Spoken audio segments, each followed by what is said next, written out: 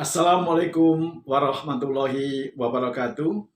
Apa kabar Anda semuanya? Semoga sehat selalu. Pada kali ini kita akan membahas sebuah topik tentang marketing public relation. Ya, memang benar sekali. Hari ini kita akan membahas dua topik yang kita gabungkan. Yang pertama adalah tentang marketing atau pemasaran. Kemudian yang kedua adalah public relation atau kehumasan. Dari dua bidang studi ini kemudian digabungkan menjadi marketing public relation. Bagaimanakah ureanya? Sebelum kita membahas tentang marketing public relation, hari ini ada dua pendapat tentang marketing dan public relation. Yang pertama, kalau Anda menanyakan kepada para mahasiswa dari Prodi Komunikasi di FISIP tentang PR, maka dia akan mengatakan bahwa PR adalah satu bidang studi yang berdiri sendiri. PR merupakan salah satu aspek dari manajemen yang merupakan salah satu sarana untuk membangun sebuah citra, reputasi perusahaan. Dan public relation ini ditempatkan pada level top management. Tetapi kalau Anda bertanya kepada mahasiswa dari Prodi Manajemen di Fakultas Ekonomi tentang PR, tentang public relation, dia pasti mengatakan bahwa PR merupakan bagian daripada pemasaran atau marketing. Mana yang benar? Pendapat yang pertama atau yang kedua? Silakan saja, tergantung dari mana kajiannya. Tetapi kalau saya sendiri mengikuti satu pendapat bahwa PR merupakan bidang studi yang punya target tersendiri dan PR berbeda dengan marketing. Bahkan kalau kita perhatikan dalam kajian-kajian yang lebih mendalam, PR itu cakupannya lebih luas. Jangka waktunya juga lebih panjang dibandingkan marketing. Coba Anda perhatikan, membangun sebuah image, citra organisasi, citra diri, ini merupakan salah satu langkah strategi dalam jangka panjang yang terkadang pengukurannya pun agak sulit. Tetapi kalau kita bicara masalah marketing, maka tentunya marketing itu adalah sebuah sarana strategi yang digunakan agar kita bisa memahami kebutuhan, keinginan konsumen kita. Kemudian kita menyusun suatu rencana agar masyarakat, agar publik itu kemudian mengenal perusahaan kita, mengenal produk kita. Akhirnya mereka menggunakan atau membeli produk kita. Sehingga marketing ini lebih pada program kegiatan jangka pendek dengan target akhir adalah penjualan atau selling. Nah, inilah yang menarik. Sehingga kalau Anda bertanya pada mahasiswa Prodi Manajemen, dia mengatakan bahwa PR itu hanya bagian daripada marketing. Tetapi kalau Anda bertanya pada mahasiswa di Prodi Komunikasi yang mengambil konsentrasi ke PR-an, maka dia mengatakan bahwa PR ini merupakan satu disiplin ilmu yang tersendiri dengan target juga yang berbeda dengan marketing. Dan dalam era digital, era milenial ini, ternyata penerapan PR itu lebih efektif dibandingkan penerapan marketing. Apa yang saya sampaikan ini tidak saya sampaikan pribadi, tetapi justru disampaikan oleh pakar-pakar marketing. Misalnya pakar marketing Indonesia, Hendy Irawan, yang mengatakan bahwa pendekatan public relation itu bisa mendorong bisa mendongkrak pemasaran, penjualan dengan biaya yang lebih murah dan yang lebih efektif.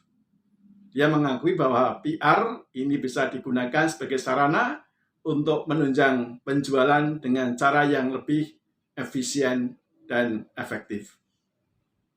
Kemudian pakar pemasaran dunia, Ares, mengatakan saat ini era kejatuhan pemasaran, era kejatuhan advertising, dan era kebangkitan dari public relation.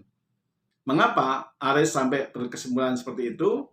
Karena dia melihat bahwa pemasaran itu lebih condong pada penggunaan advertising, pada penggunaan iklan, dalam rangka untuk bisa meningkatkan pasar, meningkatkan penjualan, maka orang-orang marketing lebih banyak mengambil kebijakan dengan cara melakukan pemasaran yang model konvensional ataupun pemasaran digital yang butuh biaya yang besar. Namun terkadang biaya-biaya ini tidak begitu efektif. Bahkan marketing condong untuk membakar uang yang sebanyak-banyaknya. Tetapi terkadang dana yang disediakan sedemikian banyak, bermiliar-miliar itu, terkadang tidak seimbang dengan penerimaan. Sehingga kemudian orang mulai melirik dengan pendekatan public relation. Maka muncullah satu bidang studi namanya marketing public relation, di mana pemasaran marketing menggunakan cara-cara public relation. Itulah kurang lebih yang dibahas dalam marketing public relation. Pemasaran menggunakan sentuhan-sentuhan ke-PR-an, menggunakan sentuhan-sentuhan publikasi yang dirancang sedemikian rupa dengan biaya yang murah namun lebih berdaya guna, lebih efektif. Langkah-langkahnya seperti apa? Ya, Anda bisa melihat pada salah satu artikel atau berita di banyak media kasusnya Expander. Expander ini sebuah perusahaan otomotif, perusahaan mobil yang memasarkan produknya tidak menggunakan pendekatan marketing, namun dengan pendekatan public relation, di mana dia tidak pasang iklan yang gede-gede di media cetak atau di media televisi atau pasang baliho di mana-mana, tetapi dia mendekati langsung kepada masyarakat, menggunakan pendekatan yang lebih soft, menghubungi komunitas, mengenalkan produknya langsung ke tengah masyarakat dengan berbagai macam cara. Misalnya saja dengan cara masyarakat dipersilakan untuk uji coba dulu, experience, yaitu bagaimana merasakan kenyamanan Expander. Dia boleh uji coba, boleh menggunakannya. Kemudian setelah itu diminta testimoninya. Hal-hal itulah yang digunakan dalam pendekatan public relation. Menarik bukan tentang kajian ini? Nah, silakan nanti Anda bisa membaca lebih lanjut tentang bagaimana kasus-kasus hari ini banyak perusahaan sudah berpaling dari pendekatan marketing ke arah pendekatan public relation. Dan hari ini tentunya banyak media yang kita lihat menggunakan pendekatan-pendekatan marketing, memang omsetnya dalam jangka pendek langsung melejit.